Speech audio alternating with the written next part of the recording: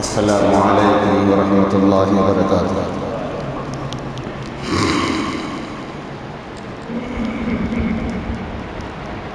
الحمد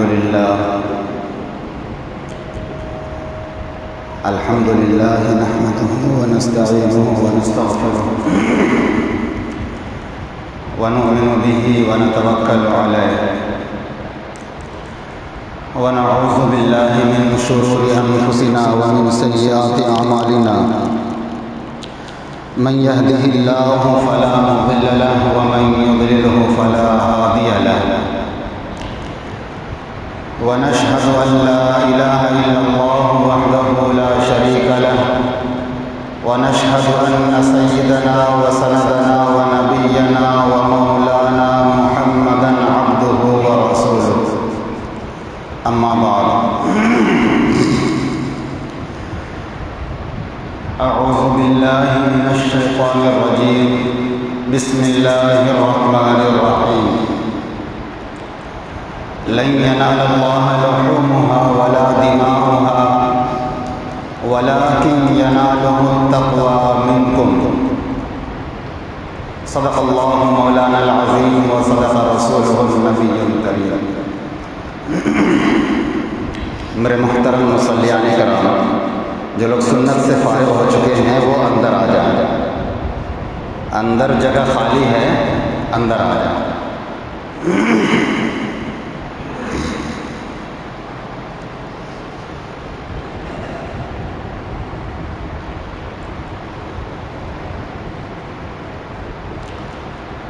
اندر آنے پر ثواب زیادہ ملتا ہے، گناہ نہیں ہے۔ کوشش کریں کہ پہلے اندر پر کریں پھر باہر بیٹھیں۔ ابھی بھی 10 آدمیوں کی جگہ خالی ہے۔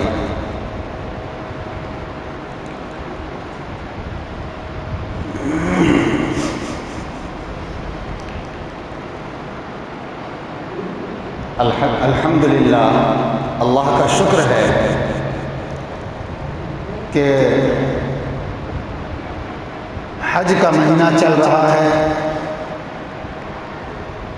عن قریب وہ دن آنے والا ہے جس کا مسلمانوں کو سالوں سے انتظار رہتا ہے۔ بڑے خوش نصیب ہیں وہ لوگ جن کو اللہ نے اپنے گھر بلایا۔ آج ہمارے ملک کے اندر 8 تاریخ ہے، 8 ذی الحجہ ہے، لیکن عرب کے اندر 9 تاریخ ہے، اور آج لوگ عرفہ کے اندر موجود ہوں گے۔ بڑے خوش نصیب ہیں وہ لوگ جو وہاں پہنچے، جن کو اللہ نے وہاں تک بلایا۔ آج کا ان کا یہ عمل ان کو حاجی بنا دے گا۔ کل وہ لوگ مینا میں تھے، آج عرفہ کے اندر ہیں، اور کل مزدلفہ کے اندر پہنچیں گے۔ جو لوگ حج کر کے آئے ہیں ان کو وہ سارا منظر یاد آ رہا ہوگا۔ بڑا ہی خوش نما وہ منظر ہوتا ہے، قابل دید وہ منظر ہوتا ہے۔ دل سے بس دعا ہے کہ اللہ تعالی ہم سب کو بھی اپنے گھر کے لیے قبول فرمائے۔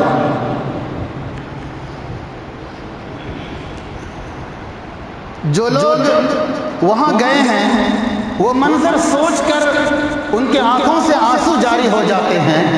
اگر توجہ کے ساتھ پڑھا جائے اور اس منظر کو سامنے رکھا جائے، واقعی کتنا خوبصورت، کتنا حسین منظر ہوتا ہے، کتنا دلکش منظر ہوتا ہے کہ انسان اپنی زبان سے بیان نہیں کر سکتا۔ وہ جو لوگ وہاں جاتے ہیں، کل ایک ویڈیو میں دیکھ رہا تھا وہاں کا، جو لوگ گئے ہیں، جو لوگ مینا کے اندر تھے، خیمے کے اندر تھے، وہ لبیک لبیک کی صدائیں بلند کر رہے تھے۔ کئی لوگ ایسے تھے جو اتنا زیادہ اللہ کی محبت میں ڈوب چکے تھے، ان کی حالت سے ایسا لگ رہا تھا کہ جیسے وہ دنیا کو اور دنیا کی تمام چیزوں کو بالکل وہ بھول بیٹھے ہیں، اور ان کی نظر میں صرف اور صرف اللہ ہے اور اللہ کی محبت ہے، اور اس کے سوا کچھ بھی نہیں۔ وہ اس حالت میں اللہ کو یاد کر رہے تھے، اللہ کو پکار رہے تھے۔ ان کے دل کی حالات کو، کیفیت کو بیان نہیں کیا جا سکتا۔ بہرحال ہم لوگ ہندوستان کے اندر ہیں، کل کے بعد اتوار کے دن پرسوں ہمارے یہاں بھی قربانی ہوگی۔ اللہ سے دعا کریں کہ اللہ تعالی ہم سب کی قربانی کو قبول فرمائے۔ ابھی جو آیت کریمہ میں نے آپ کے سامنے تلاوت کی، جس کے اندر اللہ رب العزت نے بہت ہی اہم اور ضروری بات کی طرف مسلمانوں کو توجہ دلایا، ایک ایمان والوں کو توجہ دلایا، لن ینال اللہ لحومها ولا دماؤها، کہ اللہ کے پاس نہ تو تمہارا گوشت پہنچتا ہے اور نہ ہی تمہارا خون پہنچتا ہے۔ لن ینال اللہ لحومها ولا دماؤها ولکن ینالہ التقوی منکم۔ پھر آخر اللہ کے پاس پہنچتا کیا ہے؟ پورے ملک کے اندر، پوری دنیا کے اندر لوگ قربانی کر رہے ہیں، اللہ کے پاس کیا پہنچتا ہے؟ اللہ کے پاس انسان کا تقوی پہنچتا ہے، اخلاص پہنچتا ہے، نیت دیکھتا ہے اللہ کہ بندے نے جو قربانی کی ہے، میرے نام پر جو جانور ذبح کیا ہے، دل کا ارادہ کیا تھا۔ ہم جب جانور خریدنے جا رہے ہوتے ہیں، ہم اپنے دل کو دیکھیں کہ ہمارے دل میں کیا کیفیت چل رہی ہوتی ہے، ہمارے دلوں کے اندر کیا کیفیت چل رہی ہوتی ہے۔ قربانی حضور صلی اللہ علیہ وسلم نے اپنی زندگی کے اندر آخری حج میں، جب حضور نے حج کیا، 63 جانور کو ذبح کیا۔ حضور صلی اللہ علیہ وسلم نے 63 جانور کو ذبح کیا اور کثرت سے اس امت کو بھی قربانی کرنے کا حکم دیا، کیونکہ ایام نحر میں، ایام نحر کہا جاتا ہے قربانی کے دنوں کو، 10، 11 اور 12 ذی الحجہ، 10، 11 اور 12 ذی الحجہ، ایام نحر میں اللہ رب العزت کو قربانی سے زیادہ پسندیدہ عمل کوئی بھی نہیں ہے۔ سب سے اہم اور سب سے پسندیدہ عمل قربانی ہے۔ اسی وجہ سے حضور نے فرمایا کہ تم کثرت سے قربانی کرو، خود کثرت سے قربانی کرو۔ لیکن ہمارا ماحول کیا بن گیا؟ کہیں نہ کہیں دکھاوا اور ریا آ ہی گیا ہے۔ ایک آدمی ایک جانور خریدتا ہے، ایک بکرا خریدتا ہے، وہ 20,000، 25,000، کئی لوگوں نے تو 30-40 ہزار تک کا بکرا خریدا اس ملک کے اندر اللہ کے راستے میں قربان کرنے کے لیے۔ ایسے وقت میں ضروری ہے کہ ہمارا دل صاف ہو، ہماری نیت صاف ہو۔ کہیں دکھلاوے کی بات دل کے اندر آ گئی اور ہمارا 40,000، 50,000 کا بکرا خریدا ہوا وہ سیکنڈوں میں برباد ہو جائے گا، ایک نیکی بھی نہیں ملے گی، جبکہ یہ قربانی نیکیوں کا خزانہ ہے، یہ نیکیوں کا خزانہ ہے۔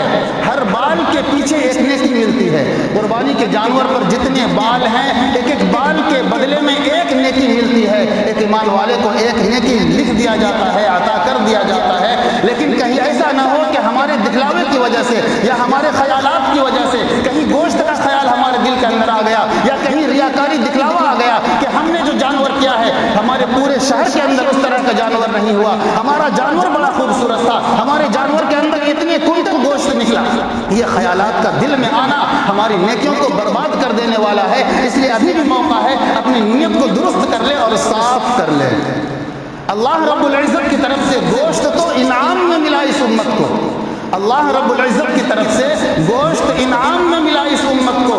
اصل تو اللہ رب العزت اخلاص دیکھتا ہے، عمل دیکھتا ہے۔ ہم جانچیں اپنے دل کو، ہم جانچیں اپنے دل کو کہ ہمارے اندر کیا کیفیت ہے، ہمارا دل کیا کہتا ہے۔ کہیں گوشت کی لالچ میں تو ہم قربانی نہیں کر رہے ہیں، کہیں ہم نے پہلے سے ہی بہترین پکوان بنانے کا انتظام تو نہیں کر رکھا ہے، کہیں ہمارے دلوں کے اندر یہ بات تو پہلے سے نہیں گردش کر رہی ہے کہ ہم اپنے جانوروں کے سارے گوشت کو فریج کے اندر بند کر دیں گے، کہیں ہمارے دلوں کے اندر یہ خیالات تو نہیں پیدا ہو گیا کہ ہمارے دروازے پر بقرعید کے دن کوئی بھکاری، کوئی فقیر مانگنے کے لیے نہ آ جائے۔ میرے دوستو یاد رکھو، جو فقیر ہمارے دروازے پر ہاتھ پھیلا کر سوال کرنے کے لیے آتا ہے، وہ دراصل اپنے لیے سوال کرنے کے لیے نہیں آتا، وہ ہمارے لیے جنت کا سوال کرنے کے لیے آتا ہے، وہ ہمارے لیے جنت کو مانگنے کے لیے آتا ہے۔ بظاہر تو ہم اسے اپنے جانور کا گوشت دے رہے ہیں، لیکن حقیقت میں وہ ہمارے لیے اللہ سے جنت کو مانگ کر جا رہا ہے کہ اے اللہ، جس بندے نے ہمیں 2 بوٹی گوشت کی دی ہے، اس کے لیے تو جنت میں ایک محل بنا دے۔ اس لیے میرے دوستو، ضروری ہے کہ قربانی کے اندر اخلاص ہو، مکمل اخلاص ہو۔ آپ کا بکرا 5000 کا ہے، 6000 کا ہے، 50,000 کا نہیں ہے، کوئی بات نہیں۔ اللہ رب العزت یہ نہیں دیکھے گا کہ انہوں نے 50,000 لگایا ہے یا 5,000 لگایا ہے، لیکن ہاں یہ ضرور دیکھے گا کہ تقویٰ کتنا ہے، اخلاص کتنا ہے، غریبوں کے اندر کتنا تقسیم کیا ہے، یہ ضرور دیکھے گا۔ اسی کی طرف اللہ نے اشارہ کیا، لن ینال اللہ لحومها ولا دماؤها ولکن ینالہ التقوی منکم۔ اخلاص بہت ضروری ہے، خاص کر نیکیوں کو برباد کرنے کے پیچھے شیطان ہر وقت لگا ہوا ہے، شیطان لگا ہوا ہے۔ قربانی کے بعد گوشت کو 3 حصے میں کریں، غریبوں کو 1 حصہ دے دیں، بالکل ایک بوٹی ادھر سے نہ رکھیں، ہو سکے تو اور بڑھا کر تقسیم کر دیں۔ جن کے گھر قربانی نہیں ہے ان کے گھر پہنچانے کی کوشش کریں، ان کے گھر پہنچانے کی کوشش کریں۔ یہ عمل سال میں 1 مرتبہ ہوتا ہے، لیکن اتنا بڑا ثواب اس کے اندر ہے کہ ان دنوں میں سب سے پسندیدہ عمل یہی ہے۔ اس لیے کوشش کریں کہ ہمارے گوشت کا اکثر حصہ غریبوں میں جائے، فقیروں میں جائے، کیونکہ صدقہ خیرات کرنے سے اللہ کا غصہ ٹھنڈا ہوتا ہے، بلائیں اور مصیبت دور ہوتی ہیں، بیماریاں ختم ہوتی ہیں، جو مصیبتیں، آفات، حادثات، بلیات آنے والی ہوتی ہیں، اللہ رب العزت اس سے اپنے بندوں کی حفاظت فرماتا ہے۔ اس لیے جب قربانی کریں تو مکمل اخلاص کے ساتھ قربانی کریں۔ ایک واقعہ یاد آیا، سنا ہی دیتا ہوں، اس کے بعد پھر جو مسئلہ کا میں نے وعدہ کیا تھا کہ کچھ مسائل باقی ہے وہ انشاءاللہ آئندہ ہفتے آئیں گے، تو آج وہ دن آ گیا ہے جس میں وہ مسئلہ میں آپ کے سامنے رکھوں گا۔ پھر نماز کے وقت کا اعلان بھی کرنا ہے اور 1-2 بات ضروری ہے وہ کرنی ہے۔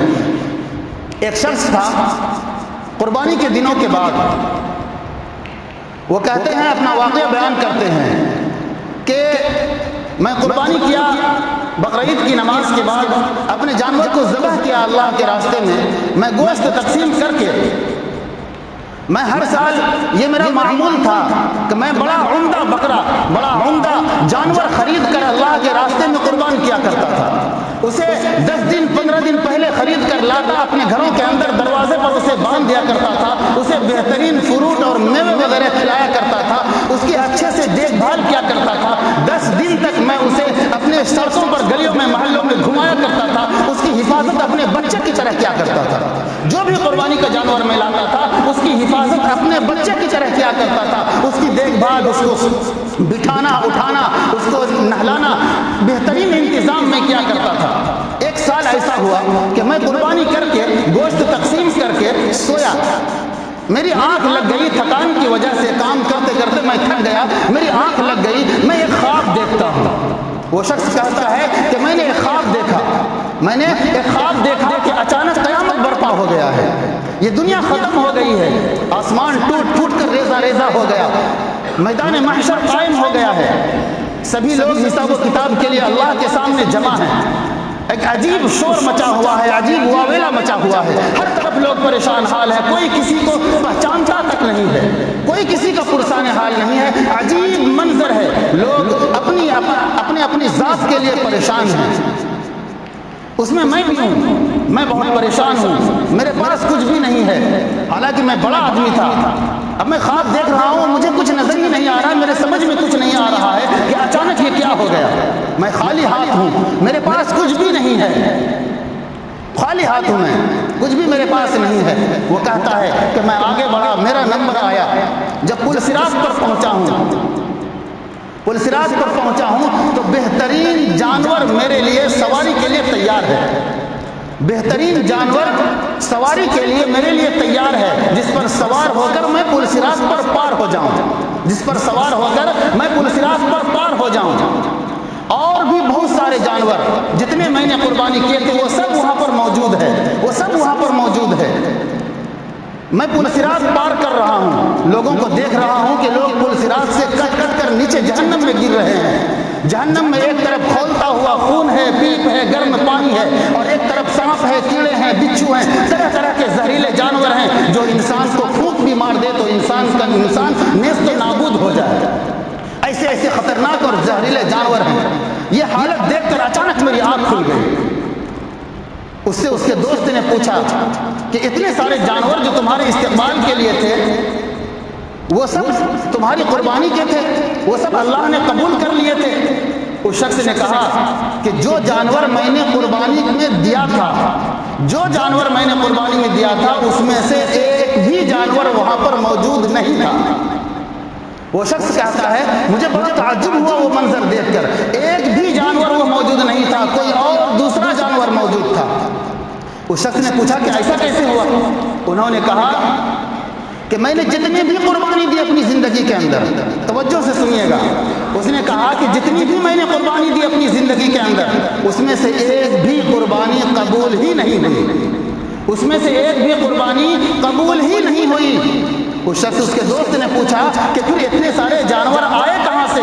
اس شخص نے جواب دیا کہ میں نے اپنی زندگی کے اندر ایک شخص کو 1 روپیہ صدقے میں دیا تھا، صرف 1 روپیہ، معمولی سا حقیر سمجھ کر میں نے 1 روپیہ ایک فقیر کو صدقے میں دیا تھا، جس کی بدولت جس کو اللہ نے قبول کر لیا۔ اس وقت میں بھی پریشان حال تھا، میرے پاس کچھ بھی دینے کو نہیں تھا، میرے پاس 1 روپیہ تھا، 1 روپیہ تھا، وہ میں نے ایک فقیر کو دے دیا۔ اس نے اس 1 روپیہ کو لے کر بھی دل سے دعا دی، مجھے الٹا سیدھا نہیں کہا، مجھے کچھ بھی نہیں کہا۔ میں جان رہا تھا کہ 1 روپے سے کچھ ہوتا نہیں ہے، لیکن میرے پاس کچھ ہے نہیں، میں نے معمولی سمجھ کر اسے دے دیا، میں نے معمولی سمجھ کر اسے دے دیا۔ اس نے اس سکے کو لیتے ہوئے مجھے دعا دیا، دل سے دعا دیا، اور وہ چپ چاپ وہ فقیر چلا گیا۔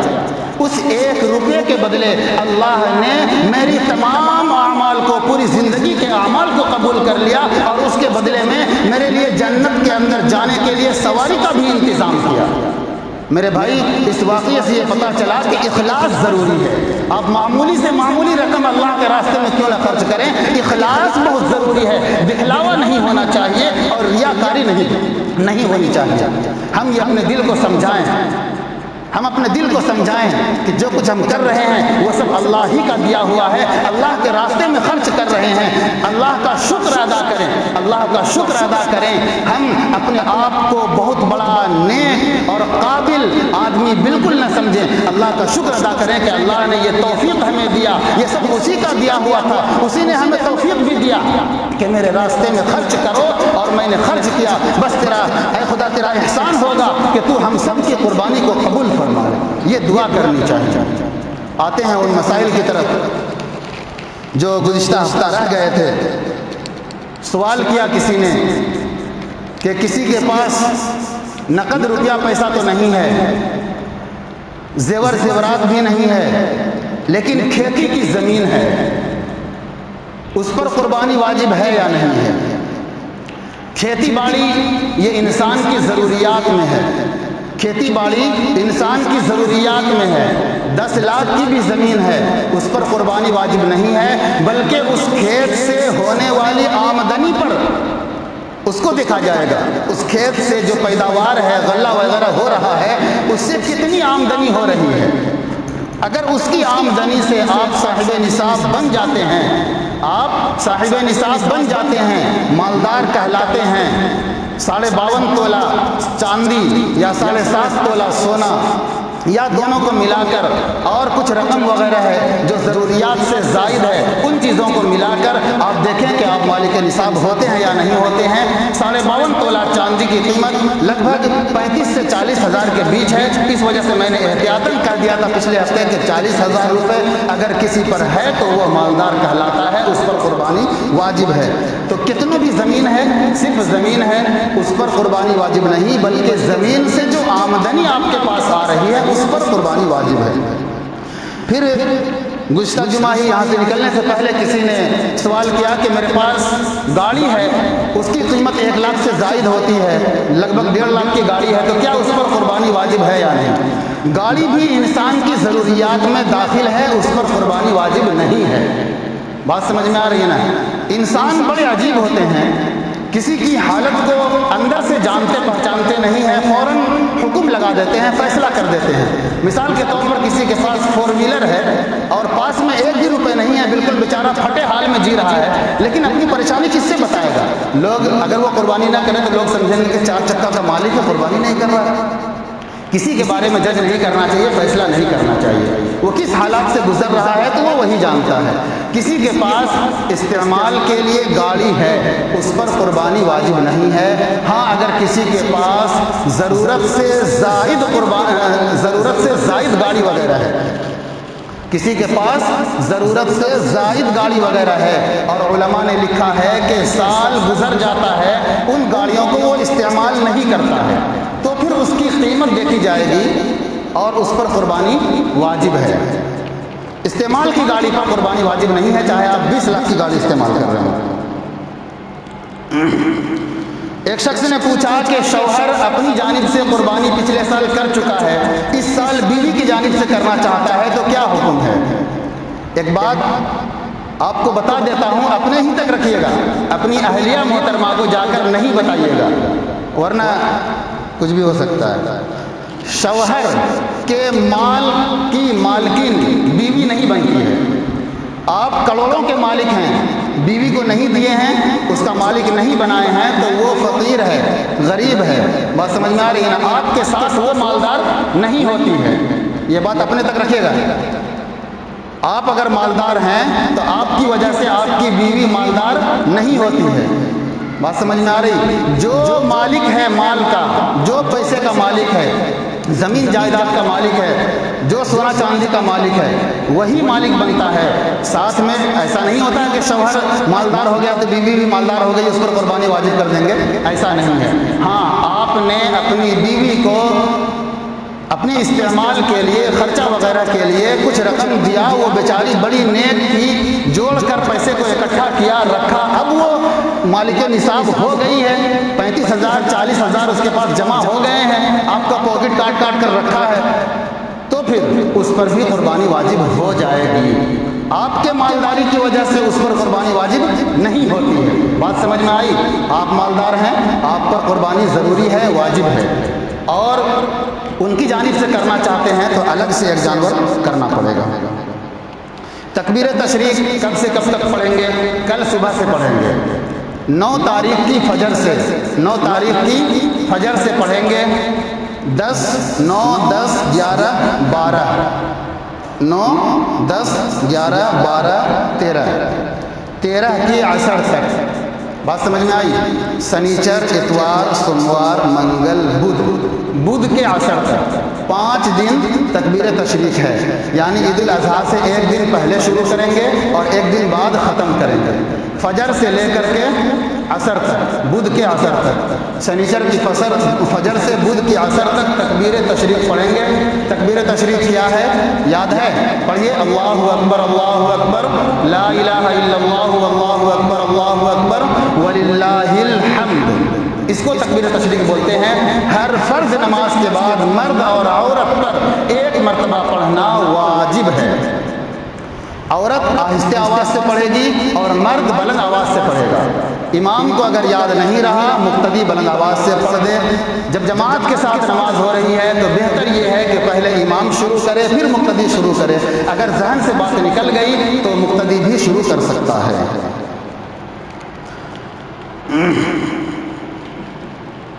ایک شخص نے پوچھا کہ پہلی قربانی کر رہے ہیں تو کیا بکرا ہی ضروری ہے؟ نہیں، یہ ضروری نہیں ہے، بلکہ جس میں انتظام ہو جائے، چھوٹا جانور بڑا جانور جس میں انتظام ہو جائے وہ قربانی کر سکتے ہیں، دے سکتے ہیں۔ بڑے جانور میں جیسے بھینس وغیرہ ہے،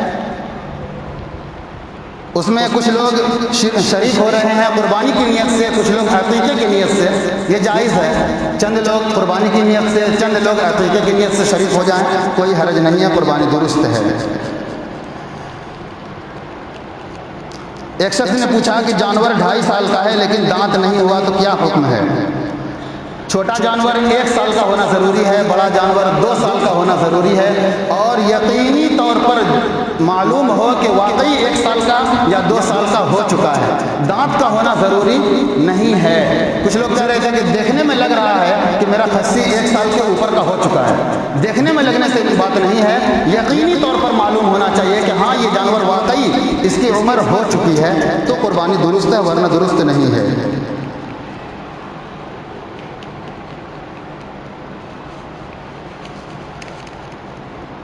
چاند نظر آنے کے بعد ناخن وغیرہ ترشوانے کا کیا حکم ہے؟ اس مسئلے کو اتنا زیادہ لوگوں نے بڑھا دیا ہے، چاند نظر آنے کے بعد بال اور ناخن کو نہ کٹوانا یہ صرف مستحب عمل ہے، یہ صرف مستحب عمل ہے، اس سے قربانی خراب نہیں ہوتی ہے اور نہ ہی قربانی کے ثواب میں کوئی کمی آتی ہے، قربانی کے ثواب میں بھی کوئی کمی نہیں آتی ہے۔ بات سمجھ میں آ رہی ہے؟ اگر کوئی شخص بیچارہ بھولے سے چاند ہونے کے بعد بال کٹوا لیتا ہے تو گھر والے اور محلے والے اس کو ایسی نظر سے دیکھتے ہیں جیسے اس نے ساری نیکی ہی برباد کر دیا۔ ایسا کچھ بھی نہیں ہے، یہ صرف مستحب عمل ہے، آپ اگر نہیں کٹواتے ہیں تو آپ کو ثواب ملے گا، کٹوا لیتے ہیں تو کوئی گناہ نہیں ہے اور آپ کی قربانی بھی خراب نہیں ہوگی۔ آپ کا شکل بالکل بگڑ رہا ہے، بال جہاں جہاں کے بڑھ رہے ہیں، ناخن وغیرہ ہو رہے ہیں بالکل شکاری جانور کی طرح، تو کٹوا لیں بھائی، کوئی حرج نہیں ہے۔ قصائی کو بطور اجرت قربانی کے جانور سے گوشت دینا جائز نہیں ہے۔ بات سمجھ میں آ رہی ہے؟ چھوٹا جانور یا بڑا جانور جو بنانے کے لیے رکھیں گے قصائی کو، اجرت کے طور پر گوشت دینا جائز نہیں ہے۔ پیسے دے کر ان کو رکھیے، اور دینا چاہتے ہیں تو تمام شرکا مل کر کے جو آپس میں طے ہو جائے وہ دے دیں، اپنے اپنے حصے سے الگ الگ دے دیں، آپس میں جو بھی حصہ کریں گوشت، یہ خیال رہے کہ کسی بھی ساتھی کا حصہ کم نہیں ہونا چاہیے، اور گوشت اچھی طرح ملا کر تقسیم کریں تاکہ کسی ساتھی کا دل نہ دکھے کہ فلاں آدمی اصل جگہ کا گوشت لے کر چلا گیا، کوئی سینہ کا لے کے چلا گیا، کوئی کوٹ کا لے کے چلا گیا، اس طرح کی بات نہ ہو، گوشت مکس کر کے تقسیم کریں تاکہ کسی کو تکلیف نہ ہو۔ دوسری چیز، جیسا کہ ملک کے حالات معلوم ہیں، قربانی کے جانور کا چمڑا وغیرہ ہر سال جمع کیا جاتا تھا، اس سال بھی جمع کریں گے مدرسے والے، جو بھی کریں گے، لیکن جو لوگ نہیں دیتے ہیں مدرسے وغیرہ میں یا مدرسہ والے چونکہ قیمت کم ہے تو دھیان نہیں دیتے ہیں، تو ہمارے جو نوجوان قسم کے لوگ ہیں وہ کیا کام کرتے ہیں کہ یہاں پل کے نیچے لا کے ڈال دیتے ہیں۔ یہ غلط بات ہے، یہ بہت ہی غلط بات ہے، آپ ایسا بالکل بھی نہ کریں، یہ کوشش کریں کہ اسے کہیں دفنا دیں، اور ٹانگ وغیرہ کئی مرتبہ یہ دیکھا گیا کہ نالی میں سڑک میں ڈال دیتے ہیں، یہ بہت ہی بری عادت ہے، سب کو دفنا دیں، یوں ہی کھلے میں نہ پھینکیں، دفنا دیں۔ دوسری چیز، عید الاضحیٰ کی نماز کا وقت رکھا گیا ہے اپنے یہاں 7:30 بجے، بات سمجھ میں آئی؟ بھولیے گا نہیں، 7:30 بجے انشاءاللہ نماز شروع ہو جائے گی، کسی کا بھی انتظار نہیں کیا جائے گا۔ جی دوسری بات، مسجد کے اندر اتنی چٹائی وغیرہ نہیں ہے، اس لیے عیدگاہ جب آئیں تو ہر بار کی طرح چادر، مصلی وغیرہ جو ہو پاک صاف کپڑا لے کر کے آئیں تاکہ وہاں پر سکون سے نماز ادا کر سکیں۔ اور موبائل کا غلط استعمال خطرے سے خالی نہیں ہوتا ہے، توجہ سے سنیے، خاص کر اپنے نوجوانوں سے کہنا چاہ رہا ہوں، موبائل کا غلط استعمال خطرے سے خالی نہیں ہوتا ہے، اس لیے موبائل کا غلط استعمال نہ کریں، خاص کر بقرعید کے دنوں میں، بلکہ پوری زندگی میں غلط استعمال نہ کریں، لیکن بقرعید کے دنوں میں خاص کر غلط استعمال موبائل کا بالکل بھی نہ کریں۔ آپ سمجھ رہے ہوں گے میں کیا کہنا چاہ رہا ہوں۔ اللہ تعالیٰ کہنے سننے سے زیادہ عمل کی توفیق عطا فرمائے، اور اللہ سے دعا کریں کہ اللہ تعالیٰ ہم سب کے لیے قربانی کرنے کو آسان کرے اور ہم سب کی قربانی کو قبول بھی فرمائے۔ وآخر دعوانا ان الحمدللہ۔